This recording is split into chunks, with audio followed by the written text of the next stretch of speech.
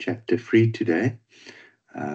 And basically, chapter 3 is looking at this descriptive stats. So first week or study unit 1 was looking at types of variables.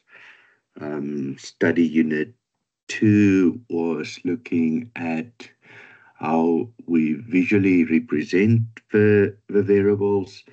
And chapter 3 is we're going to look at how we're going to get some basic stats around those variables. So we're going to look at 3 different types of main categories that we're going to investigate. So the first one we're going to look at is measures for central tendency, and that you can really look at how things are located. So another word that will be used in your study guide and textbooks is about the location of the measures. Okay, so we'll talk about the location a bit later, but it's things like mean, median, and mode. So it all talks about the location or the tendency. And then the next component of measures that we're going to look at is what we call measures for dispersion, but we can also look at that one as measures of spread. So sometimes they will use the word spread. So there we look at spread is range, so minimum, maximum, the standard deviation, variance, or your quarters, so quarter 1, quarter 3, interquartile ranges. So all of that is about the spread of the data. And then the last one is about relationships. And this is something we'll also use in study unit, study unit 11 again. So we will come back to this in study unit 11 again, where we look at relationships between 2 variables. So things like correlation, like we will look at coefficient of correlation, coefficient of determination. All of those things is being looked at in chapter 3, but in chapter 11, that is where we will come back to that, because when we look at linear regression and we will then look more into detail into the relationship between 2 variables. Most of our work in chapter 3 is going to be around 1 variable, so we might get a spread of the data in a stem and leaf, or just the number set, and we will need to analyze that data by basically all looking at the location or looking at the spread. But when we need to look at relationships, then we actually need to have 2 sets of data, and that is why that is more likely that we will have to look at that in study unit 11, the last study unit.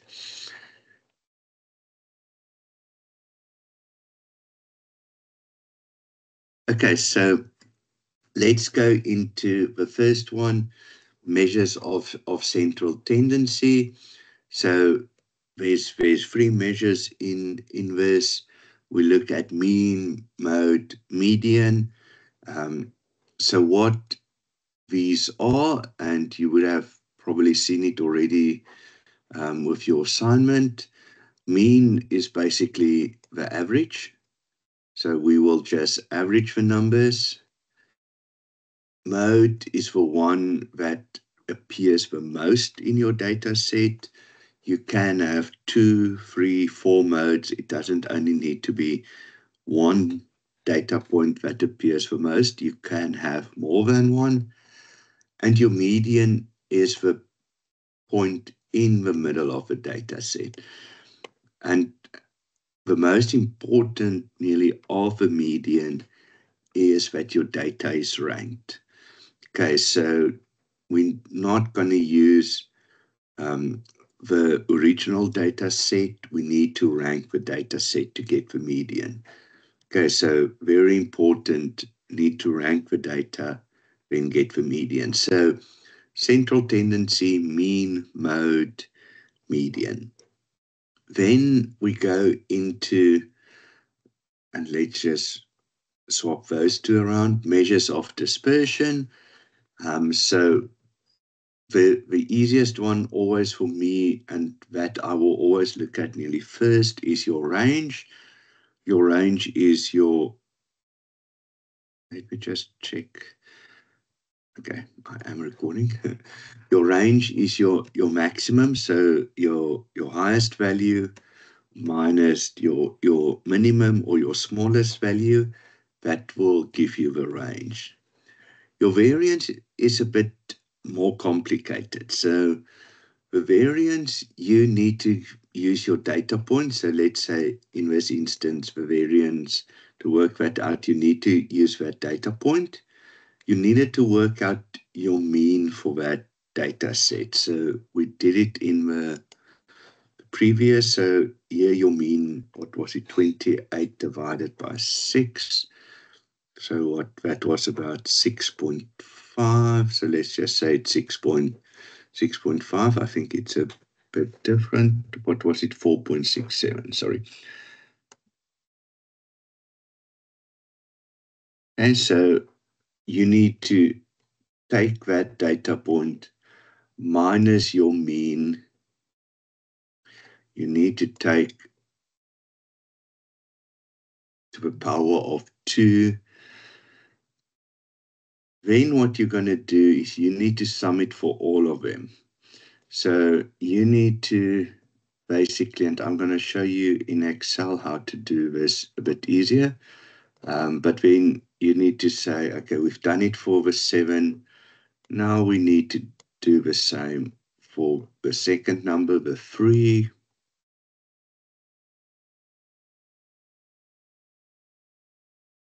And you need to do it for the next one up until the last one, which is the 6. So then if you get all of those numbers, you need to add all of them together, and then you will divide it by n minus 1. And that is just, remember, that's for the sample. If it was said that this is a population, the population is just divided by n. Okay, so the difference in the population and the sample variance, sample is n minus 1 and population is n. And when your standard deviation is just to take the square root of that variance. So these are the measures of dispersion that we use the most. But there are others as well. So we've done range, variance, standard deviation, interquartile range. So that is where we look at Q3, so your third quartile minus your first quartile, so that is interquartile range, and your coefficient of variation, I'll show you that formula as well, and that coefficient of variation is sometimes hidden in your study guide, so that it's not always straightforward, that it is part of the requirements. So just be careful that they don't throw this one into, and you guys would have probably seen in the assignment if it was there or not. And then another one I will show you where we don't have interquartile range, but from a previous assignment, where they talked about the lower limit and the upper limit. So we will get to that as well. Okay, so then just how to get to that quartile. So there's going to be two things that is important when we look at the quartile. So Q1, Q2, Q3 is the first thing is going to be what is the place or the location or where in that set of data is Q1. So the place of that is formula of n plus 1 divided by 4. And what I normally do is just put the 1 in front, because when you do quartile 2, there's a 2 in front, so it references the 2. And when you do quartile 3, there is a 3 in front because you are looking at quartile 3. So sometimes easy just to follow first quartile 1 times that, second quartile 2 times n plus 1, third quartile 3 n plus 1.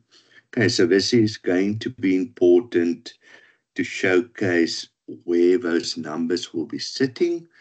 So I will also have a question where we look at position versus the value of quartiles, because that sometimes can catch you out as well.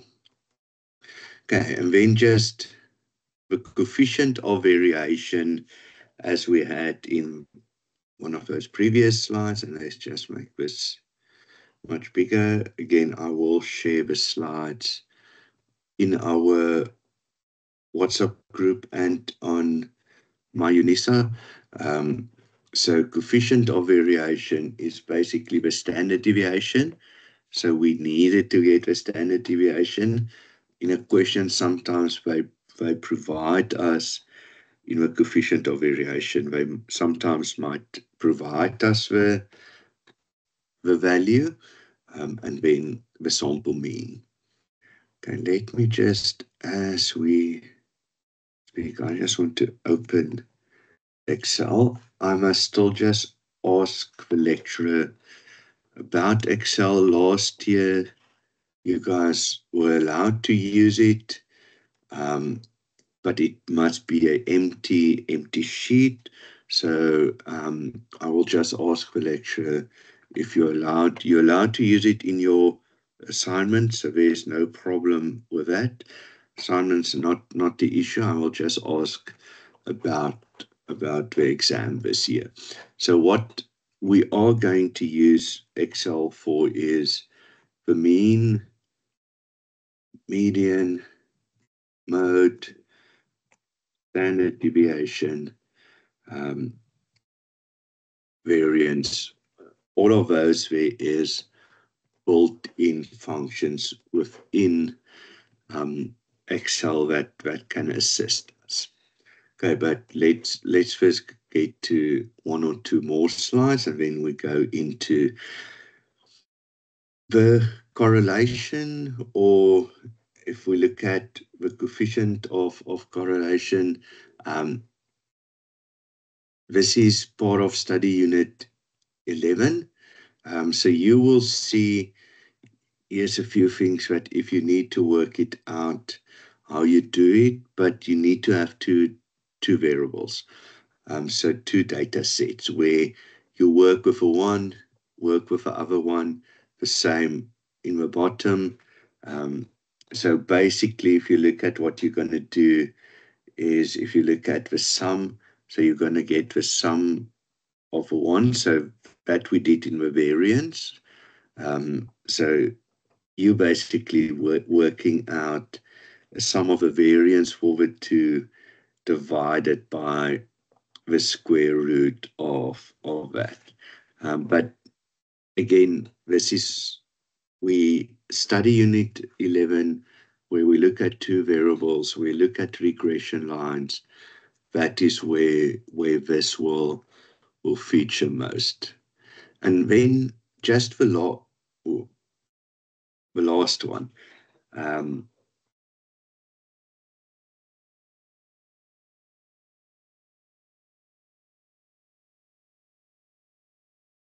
And the last one is about the skewness of your distribution, or they can say a few things. Is it positively skewed? But positive skewed is the same as right skewed. So just again, when you look at Googling some of these terms, and you want to look and Google symmetrical distributions, just look at positive, goes with your right. So your median is always smaller than your mean. Then if you look at a negative skew, and that is skewed to the left, your mean is always smaller than the median. And then if your median, mode, and mean are all similar, when you have a pure symmetrical distribution, they might sometimes say bell-shaped curve because it looks like a perfect bell. This is also all these bell-shaped curves. We're going to come back to this in study unit 6, 7, 8, where we look at normal distributions. But basically, bell-shaped curve is where it's perfect symmetrical, where your mean, median, and mode is exactly the same. Okay, so a few things out of this chapter is need to know how to work out mean, median, mode, need to know how to work out your range, standard deviation, variance, quartiles 3, quartiles 1, interquartile range, and then coefficient of variation as well. Okay, so let's go into a few of the questions. So again, you guys will see that I've included a bit of theoretical questions as well, so that we just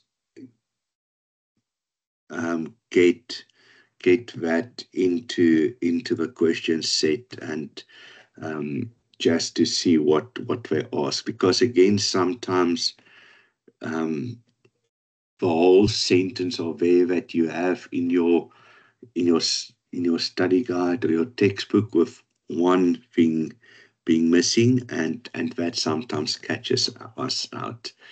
Okay, so the distribution is symmetrical. Okay, so we just actually did it where the value of the mean, median, and mode are all equal.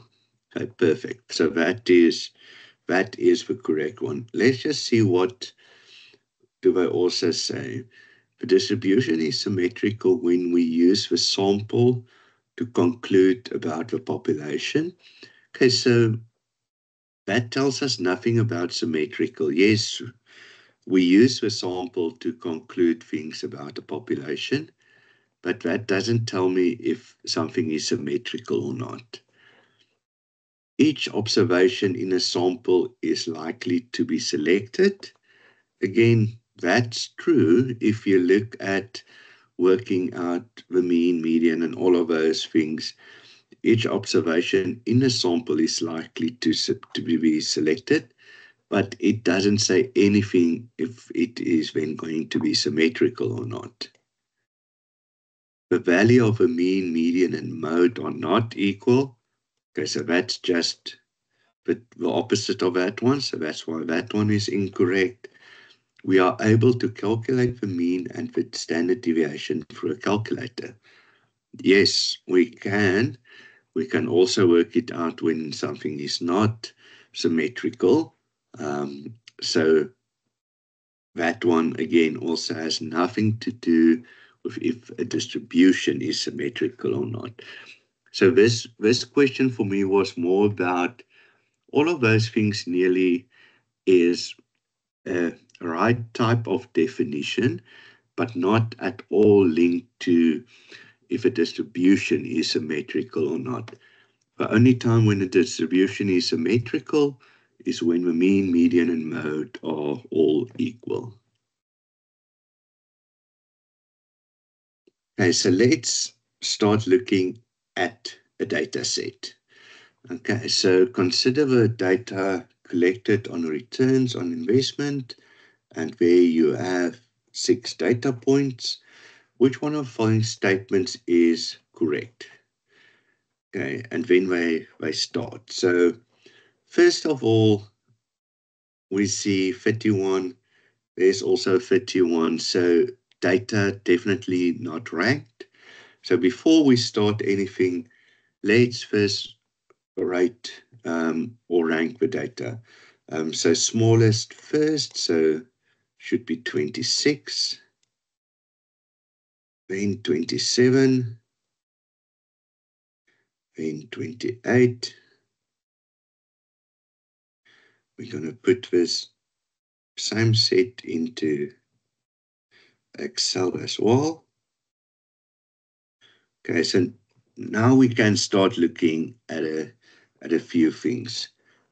Range 31 minus 26 is 5. Okay, that's the correct one. Okay, so in the exam, in your assignment, you don't need to show why the others are incorrect. You just have this and you continue. But let's just look at why these ones are incorrect. So median is for one in the middle. So let's see, 26, 27, 28. So the middle is here between 28 and 30. So there's 2 ways that we can look at that.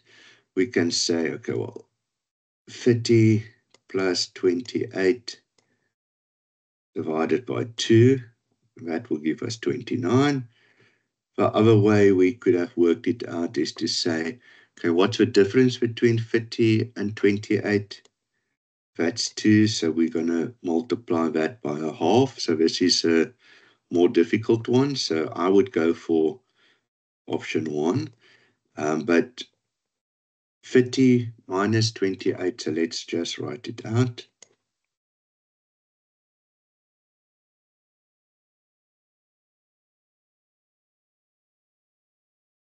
We're going to multiply it by a half, and we're going to add the lower one.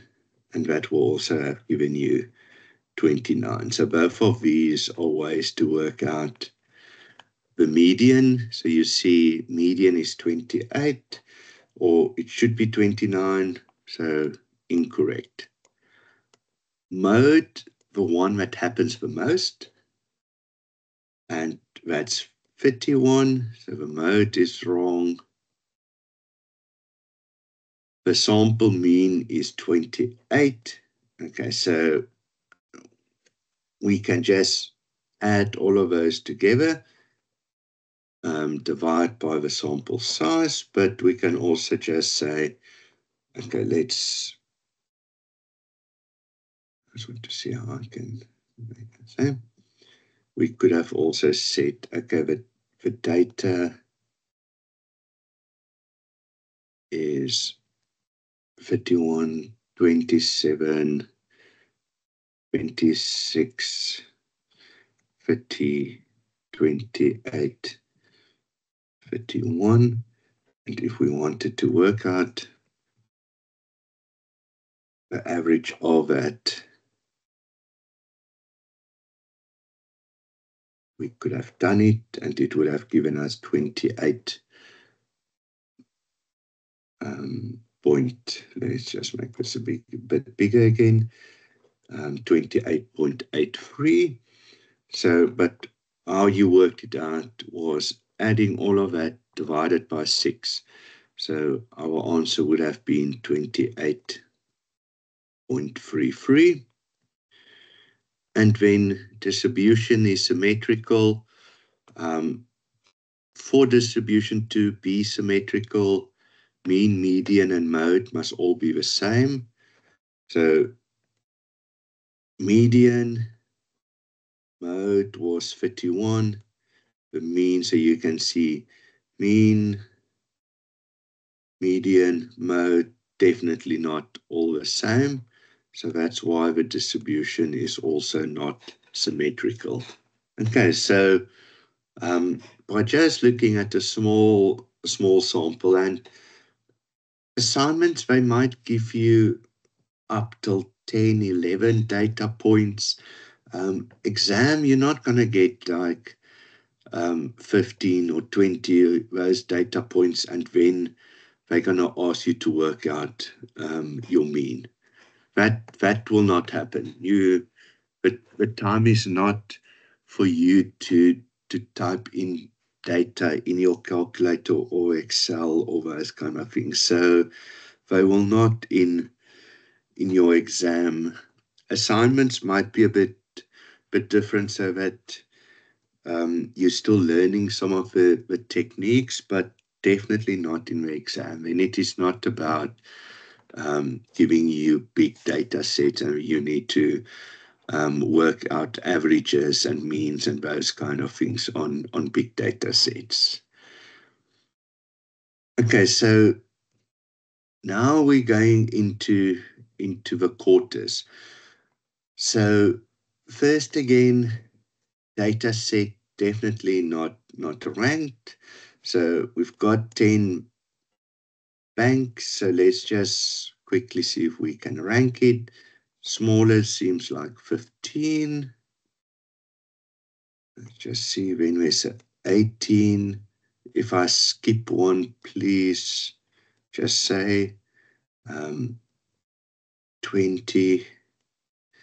And then it looks like 21, 22.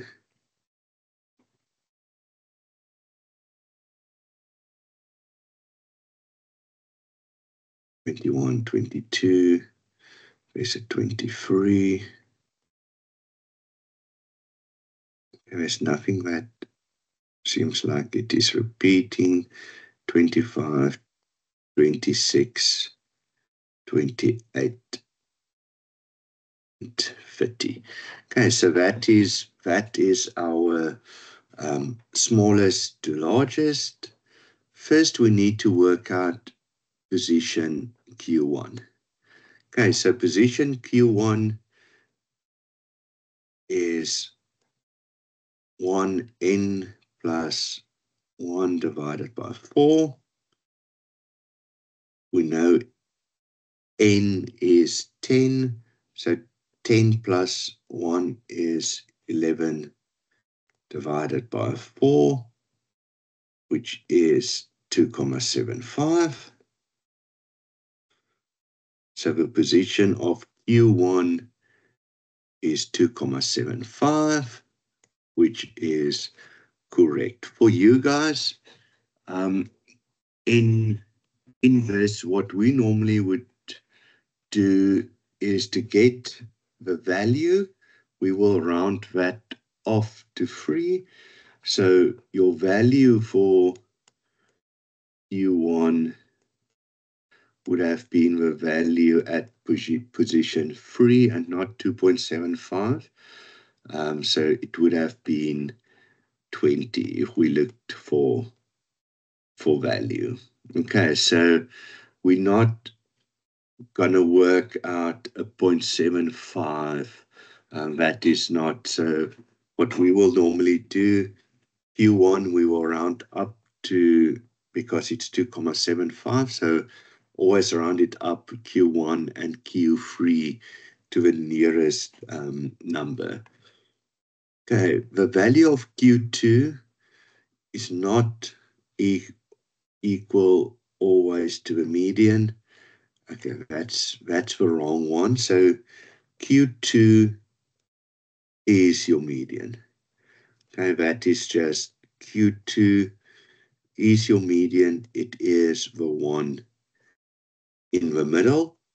And we could have seen it with two ways. So 2n plus 1,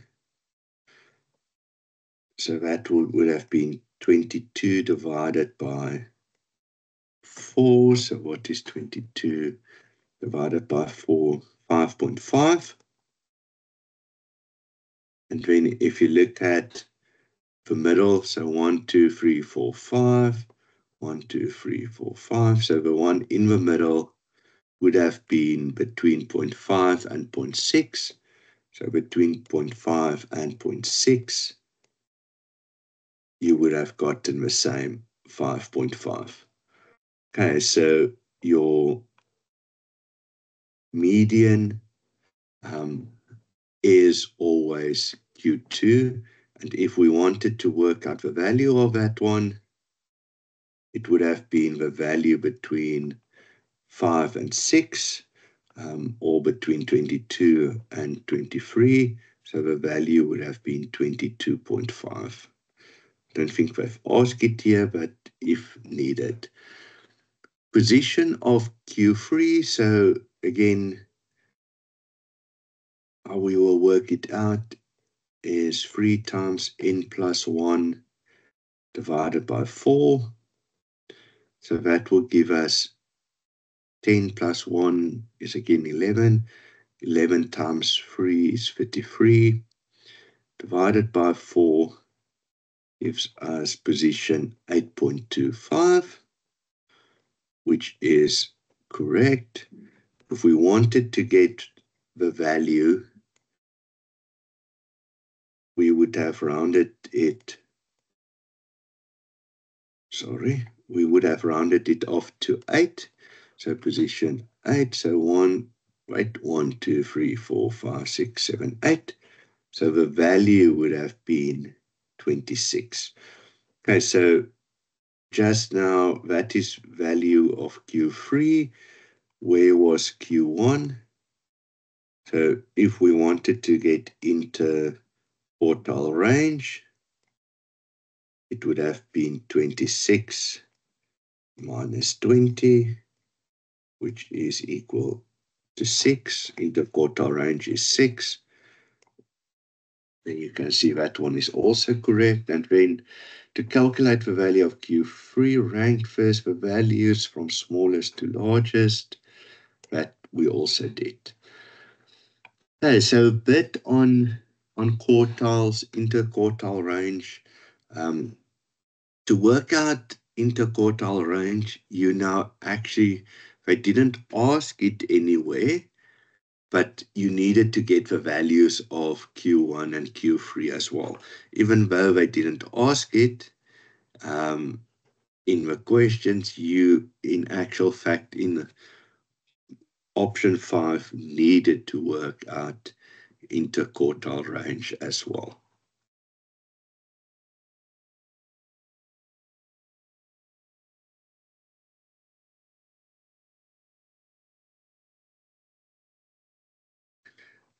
Let's look at this one, and this one I'm using a bit of Excel, just because I know I would get those decimals wrong.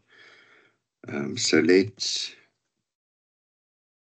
just clear all of that, and let's just put all the numbers below one another. So 30.7, 29.7. So you can also use, I will share a spreadsheet as well, so that you can use the spreadsheet if needed. And let's just make 100% sure all of them are there.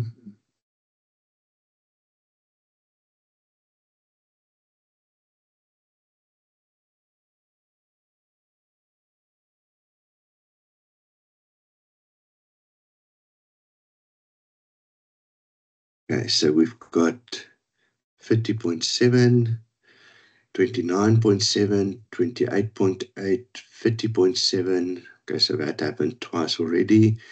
29.1, 30, 31.1, 30.6, 30.1, 30.5. So what is nice in Excel, you don't need to worry about the ranking.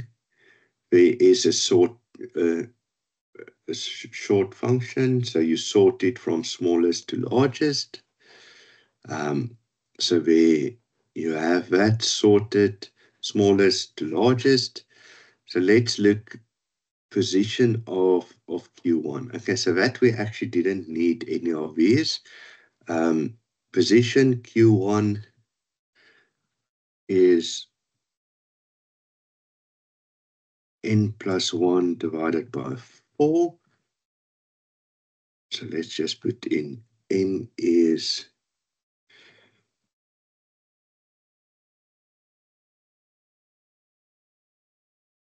I just want to know how many there are without me making a mistake, was 10. Okay, so position 2.75. So you can see position of Q1, that is definitely not right because our position for Q1 is 2.75. Okay, it's again different if you were looking for value, you're looking for position. So position of Q3, just that we have that included as well, n plus 1. So position of Q3 is 8.25. Position of Q3, 30.7. So definitely those two are wrong. So actually, but you didn't need to work out a lot in this one. Look, here we need to work out the value. So value of third quartile, 8.25. No, the position is 8.25. The second quartile is equal to median. That is correct. The value of the interquartile range. Okay, so let's look at, so Q1, let's make it a different color. Q1 is value 3. So there you had the 29.7. See, so that question, I just swapped it around. Q3 was value of 8. So 1, 2, 3, 4, 5, 6, 7, 8. So also, again, it wasn't the position that was 30.7, it was the value. So if you wanted to work out the interquartile range, it would have been with 30.7 minus the 29.7, which would have been 1. Okay, so again, that interquartile range would have been the wrong one. So if you wanted to use this, so let me add a few things for you. So if you wanted to work out the mean, it would have been the average.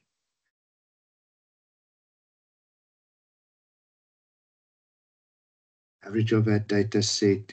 If you wanted to work out the median, and we saw the median would have been around 5 and 6 again, so about 30 point something. So let's check what was the median. 30.3, the mode. And let me just, what I normally do is put the mode at the bottom, because there might be two modes. So let's just make sure that there's not two modes. So the mode was 30.7. We could see that as well. So I just added some of the others. We'll get to standard deviation and variance again in another question, but I will share this spreadsheet as well so that you can play a bit with that and get used to it as well. Okay, so interquartile range, quartiles, value versus position, very, very important. Okay, so yeah, a bit different. So a lot of information, but what I actually want us to do, and let's go back to nearly this slide. Look at that data when we needed to work out the variance. It was x minus the mean. Now look at the data that they give us. Let's just see. So they give us the sum of squared deviations around the mean. So that they give us. And they tell us that is 406,369. Okay, so if we go back to that formula, they already give us that component, the top one. So all that we need to add is the bottom component. Okay, so now it is important. There's 50, so they tell us the sample is 50. So if we work with population, we're going to divide by 50.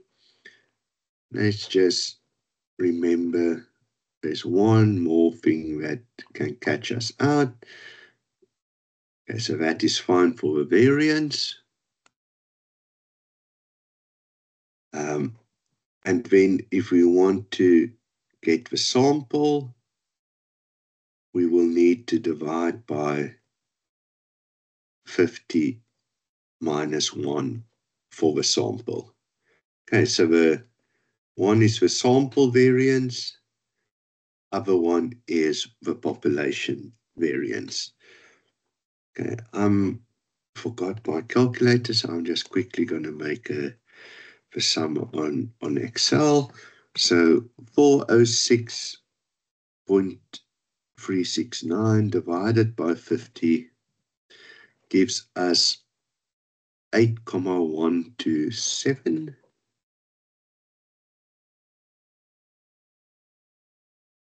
8,127. So population variance, okay, should be 8,127, not 7,127. So that's the incorrect one. But let's just go through the rest. The sample population, so instead of dividing by 50, we will divide by 49. So that is 8,293. It is sample variance 8,293. And then if we want to get the standard deviations, you will need to square root. So standard deviation of the population is 1,27 or 8,127. So let's just do that.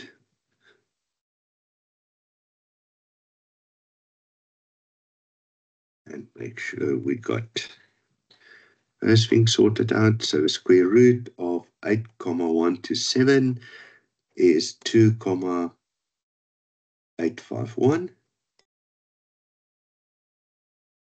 851. And then the square root of 8,293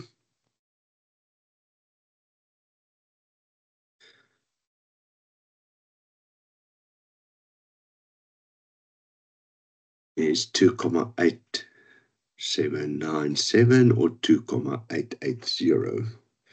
Let's just write that down, 2,880, which is, and then just the theoretical one, the variance is equal to the standard deviation squared.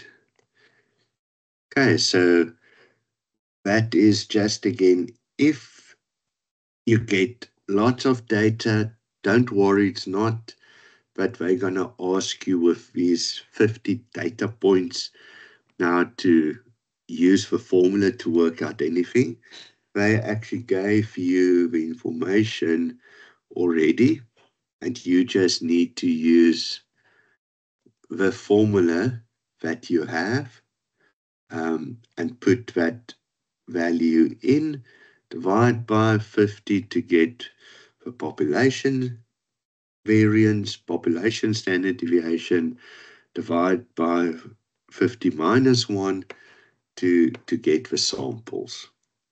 Okay, so what they wanted to test in this one is that you know the difference between population variance and the sample variance. Okay, and then the coefficient of variation. So now this one is, again, a sneaky one, where if you now look, there's not, so first standard deviation divided by mean is what we need. But if you now look at that data set, they didn't give it to you. So now you first will need to work that out. So I'm just going to put in coefficient of variation. Let's put those data points in: 100, 104, 110, 111, 112. What we need is S, your sample standard deviation, and we need your mean, and your coefficient of variance will be sample standard deviation divided by the mean. So let's first work out the mean. That's the average. So that's the average of those 5 numbers. So roughly it will sit around probably 108 or something like that. 107.4.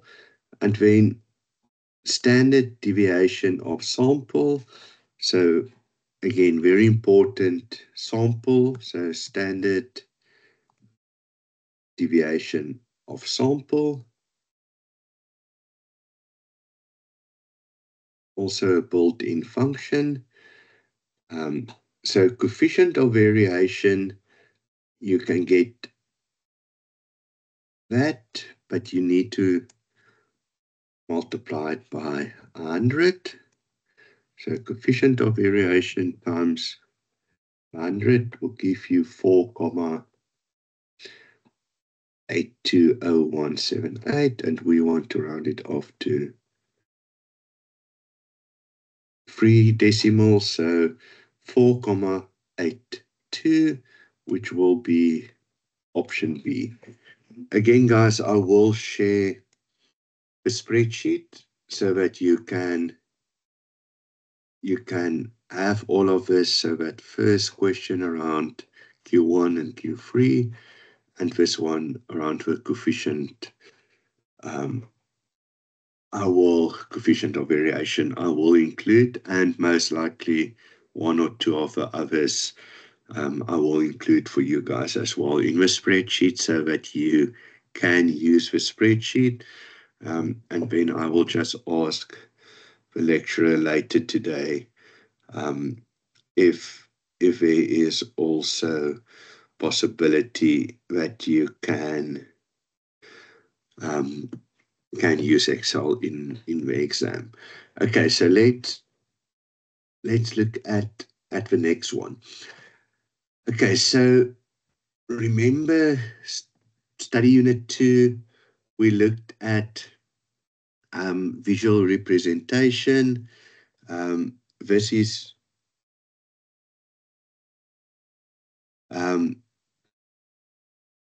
visual representation of a box plot.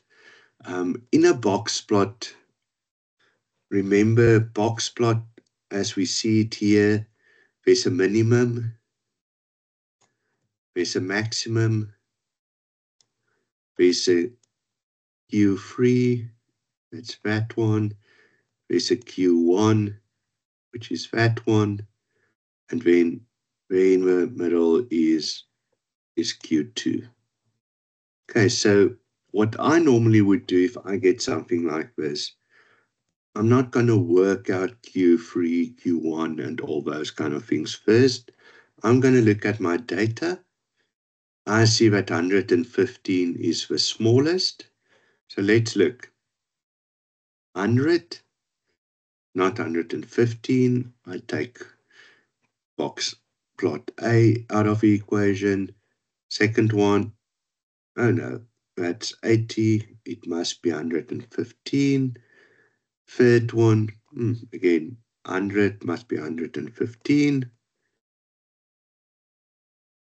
Also, that's about 75 or 70, not 115. Let's go. Okay, that looks like 115. That for now will keep. And then if I look at this one, probably around 90. So not. So the only one that is a possibility is box plot E. But let's just look at other. So if I look at where it goes across, probably 130 for the top. Okay, so there it is. If I look at the median, so the one in the middle, 120. Cool. Okay, so definitely box plot E. Now the second catch. When I first did this, I was like, E, go for E. And then you see, oh, I was wrong because E is referencing box plot B. So just be careful in these instances also not to just quickly go for the number. So box plot E was actually option C. Okay, so I just want again to warn you guys because I know I've done this wrong. When I looked at the mock assignment 2 years ago, I was like, but how did I get this wrong? But it's basically you mark E because you're looking at E, but box plot E is actually another option. So just be careful when you look at this. Okay, so three more. So just wanted to add a few things that this was in last year's mock exam. So just a few different things that you might get. So consider the online order stem and leaf diagram below. Your assistance is required in constructing a frequency distribution of a data. Assuming the number of non-overlapping classes to be 8, what is the approximately class width? Okay, so this was actually study unit 2.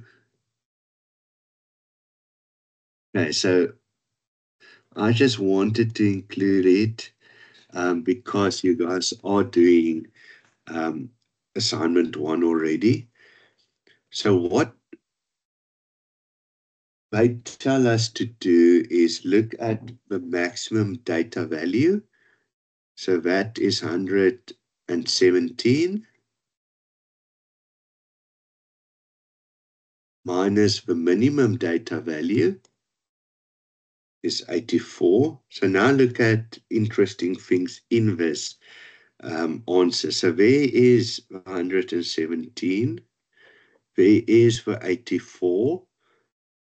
If you subtract 117 minus 84, you will get 33, which is there as well. And divide by the number of classes. They said there was 8. So there's the 8 again. So then the approximate class width is 4. It will be 4 point something, but that is so. Again, nearly all the numbers that you needed to work with is in this option, and that sometimes makes it confusing. And sometimes you see the number that one of the numbers, and you're like, maximum data value, yes, 100 and, oh, there's my answer.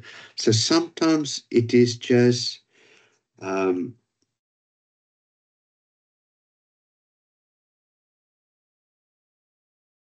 sometimes you must just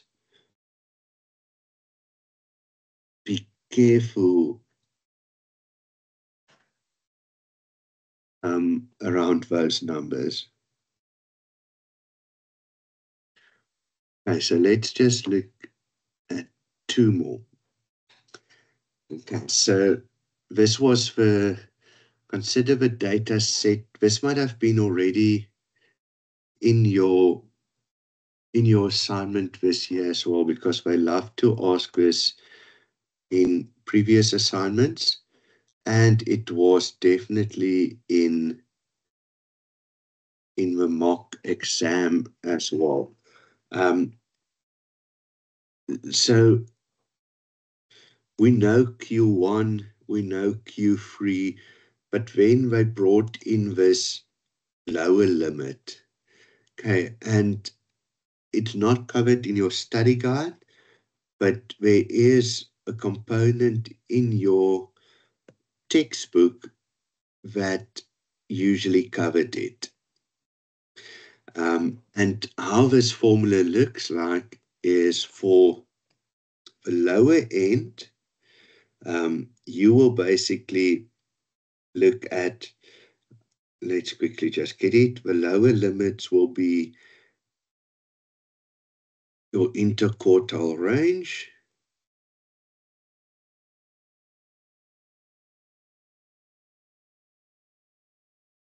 So let's just, by using the interquartile range, the limits for the box plot are 1.5 times interquartile range below Q1 and 1.5 times interquartile range above Q3. So if you look at the upper limit, it will be 1.5 interquartile range plus. And if you look at the lower limit, 0.5 interquartile range below Q1. And so that is how we will need to work it out. So for this one, you basically needed to work out what is Q1. You needed to work out Q3. Then we got our interquartile range. And then only can we get to our answers. Okay, so this we needed to, and let's quickly do this because I'm not going to try and rank that now. So let's rank it via Excel. 112, 88, 101, 67, 94, 88, 109, 109, 86, 91, 86, 85. Okay, so there is our rank data. Let's just see how big this sample is. Okay, so it is 12, so Q1 will be, what is it, N plus 1 divided by 4.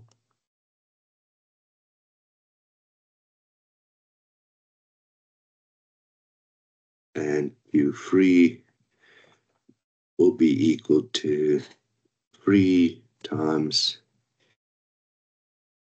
N plus 1 divided by 4. Okay, so we're sitting with 3.25. Let's just make this bigger.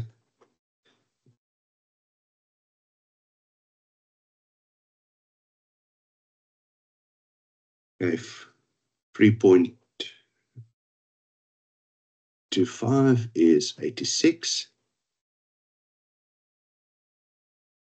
9.75 is going to be 10. So 1, 2, 3, 4, 5, 6, 7, 8, 9, 10. 109.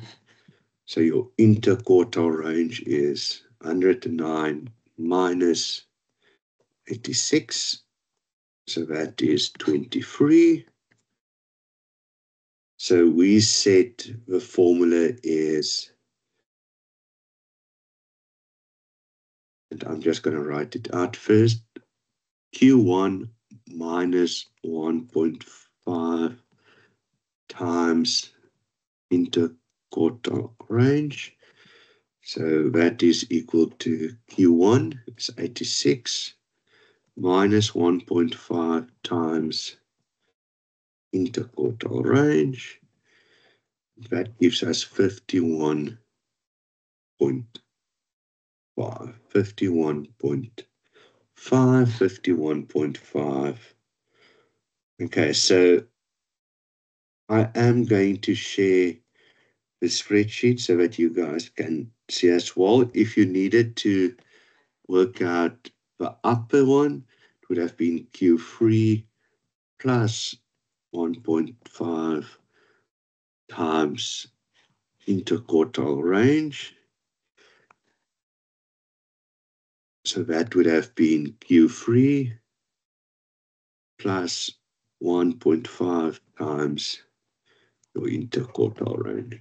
So 143.5. Don't think that was an option, but sometimes they give you both of those. Okay, so just something different that I've picked up in previous mock exams and assignments, the lower limit and upper limit. Okay, and then the last question for today is purely a definition question again. So, which one of the following descriptive statistics is not a measure of central tendency or location? Okay, so central tendency, location, it's all around things in the middle. Mean is 1, median is 1, mode is 1, range is, the range is not.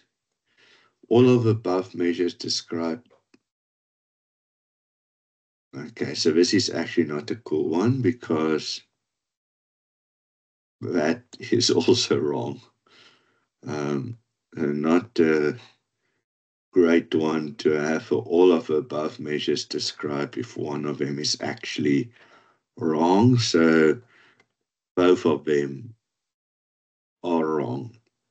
Okay, so the range is wrong because range is measure of spread. And then because range is wrong, 5 must also be wrong. So a bit of not a nice one that was asked in our last options.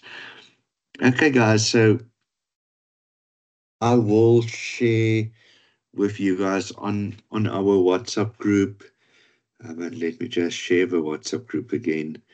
The the Excel spreadsheet that you can play a bit with that. Gonna share the presentation with you as well, and then I will share the recording. So everything will be shared in the next hour or so, and hopefully I can get into my UNISA so that I can just upload all of the work there as well.